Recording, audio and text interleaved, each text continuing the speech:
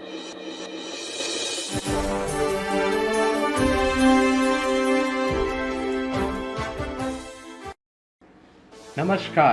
वैज्ञानिक किसान संवाद से बदलता कृषि परिवेश, विकास की राह में बढ़ रहा है हमारा देश।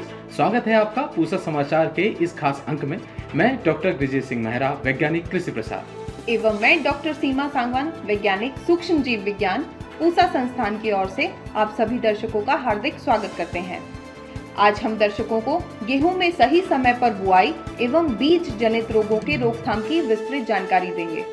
पूसा समाचार के माध्यम से विभिन्न प्रदेशों से किसान भाई लगातार अपनी समस्याएं, अपने सुझाव हमारे व्हाट्सएप नंबर 9560297502 पर भेज रहे हैं, जिसका समाधान हम पूसा व्हाट्सएप सलाह सेगमेंट में आपसे साझा करेंगे। और इस अंक के अंत में मौसम खबर। किसान भाइयों, रबी फसलों में गेहूं एक प्रमुख अनाजी फसल है, जिसकी बुआई हेतु किसान भाई तैयारी कर रहे हैं तथा कुछ किसान भाइयों ने बुआई करनी शुरू भी कर दी है। हमने अपने पिछले अंकों में आपको गेहूं की उन्नत किस्मों से अवगत कराया था।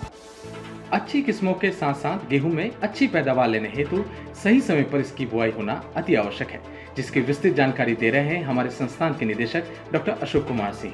किसान भाइयों नमस्कार। मुझे उम्मीद है कि आपके गेहूं की बुआई का काम जोरों से चल रहा होगा। इस अवसर पर मैं आपसे अनुरोध करना चाहता हूं कि आप गेहूं की बुआई समय से कर लें।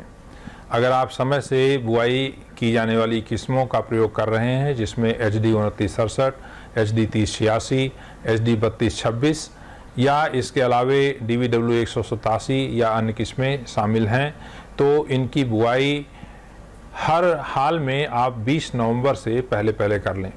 इसके बाद जैसे जैसे बुआई में देरी होगी, वैसे वैसे पैदावार में कमी आती है। कारण ये होता है कि जब हम बुआई देर से करते हैं तो गेहूं में जब दाना भरने की अवस्था आती है, उस समय कई एक बार गर्म हवाएं चलती हैं, तापक्रम बढ़ जाता है, जिसकी वजह से दाने में वजन कम रह जाता है और उसकी पैदावार घट जाती है।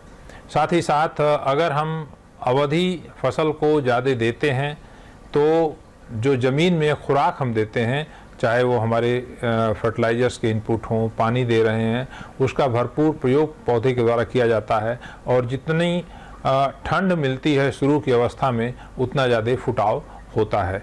इसलिए समय से बुआई करना बहुत ज़रूरी है। उम्मीद है आप लोग इस सलाह को मानेंगे और समय से बुआई करके अधिक से अधिक पैदावार गेहूँ की लेंगे। बहुत बहुत धन्यवाद। किसान भाइयों, गेहूं में अच्छी उपज लेने हेतु सही समय पर बुआई के साथ साथ हमें फसल को बीज जनित रोगों से बचाना चाहिए। गेहूं में विभिन्न बीज जनित रोगों की रोकथाम हेतु बीज उपचार की महत्ता एवं तरीकों की विस्तृत जानकारी दे रहे हैं पूसा संस्थान के विशेषज्ञ डॉक्टर MS सहारन।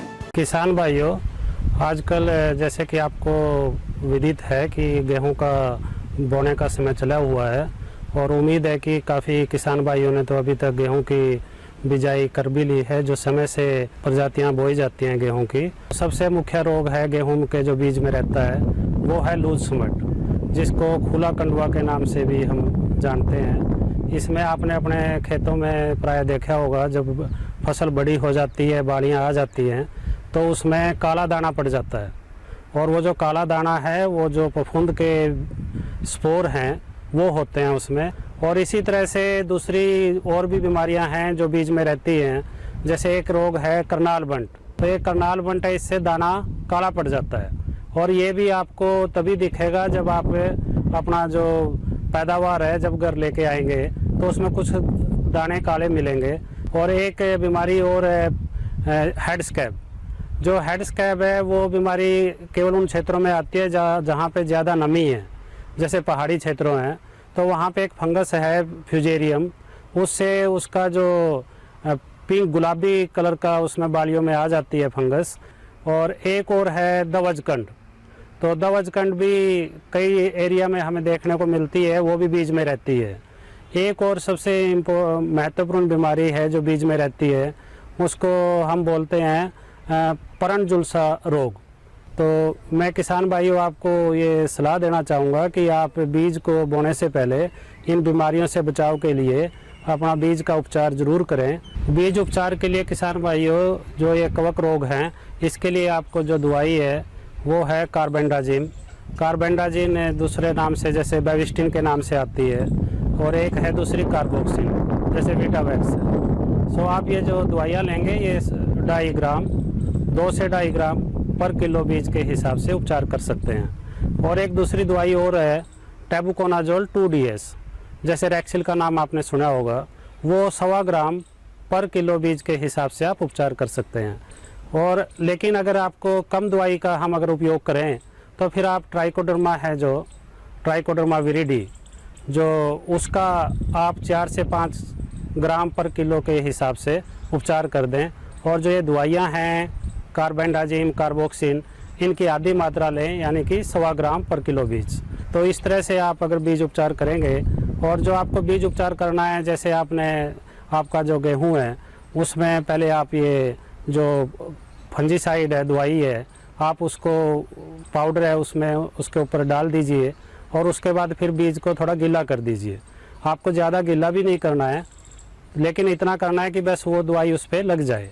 और उसके बाद आप ये सारा जो विधि है ये केवल आप छाया में ही करेंगे और फिर उसको बीज को उपचार के बाद छाया में सुखाएंगे और फिर अगले दिन आप अपनी बिजाई कर सकते हैं।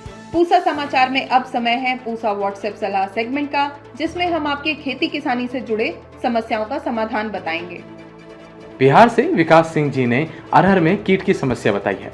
आपकी फसल में इल्ली का प्रकोप हुआ है। इसके समाधान हेतु इमामेक्टिन बेंजोएट की 100 ग्राम मात्रा को 200 लीटर पानी में घोल बनाकर 1 एकड़ में छिड़काव करें। धार मध्य प्रदेश से नरेंद्र परमार जी ने भिंडी की पत्तियों में सफेद पाउडर नुमा परत बनने की समस्या बताई है। आपकी फसल में पाउडरी मिल्ड्यू रोग का प्रकोप हुआ है। इसके समाधान हेतु कैराथेन की 400 ml की मात्रा को 200 लीटर पानी में घोल बनाकर 1 एकड़ में छिड़काव करें।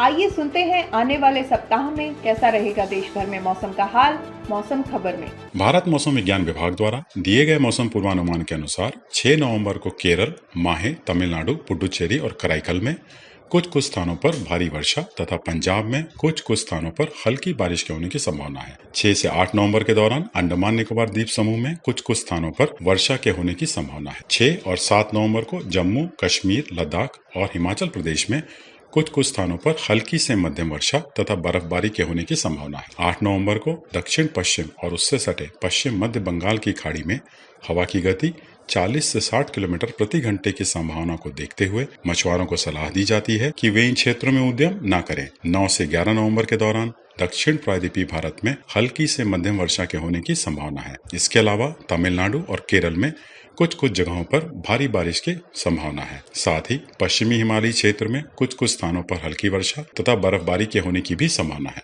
इसके अलावा पश्चिमी हिमालयी क्षेत्र के आसपास तथा उत्तर पश्चिम भारत के मैदानी इलाकों में कुछ स्थानों पर हल्की वर्षा के होने की संभावना है। प्रिय किसान भाइयों, बहनों एवं दर्शकों, आशा करते हैं पूसा समाचार का यह खास अंक भी आपकी खेती किसानी से जुड़ी समस्याओं के समाधान में अवश्य सहायक सिद्ध होगा।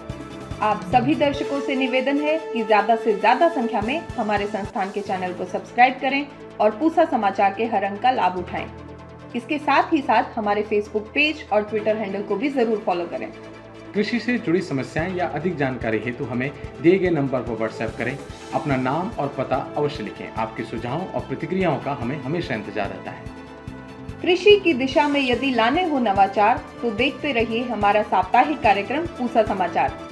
कुछ नए विषयों पर नई जानकारी लेकर हम फिर हाजिर होंगे अगले शनिवार। तब तक के लिए दीजिए इजाजत। नमस्कार। नमस्कार।